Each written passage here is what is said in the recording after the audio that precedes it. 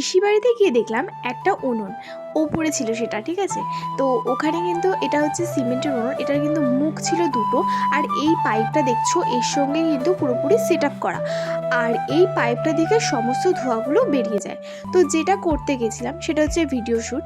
তো আমি এই দুটো গানে রিল শ্যুট করব, তাই জন্য কিন্তু চটপট আমি ওইগুলোই করছিলাম। তার আগে যেগুলো দেখলাম আমি সেগুলো ভালো করে দেখে নিলাম, যেহেতু আমি ফার্স্ট টাইম দেখছি। মানে পিসি বাড়িতে গেলে কিন্তু আমাদের দোতলাতেই থাকা হয়, ওপরে যেতে যাওয়া হয় না, তাই কিন্তু করলাম। তো চটপট চলো সেগুলো সারা যাক। তো এদিকে তোমাদের সাথে শেয়ার করছি দিদি কীভাবে আমি রিলটা শ্যুট করছি।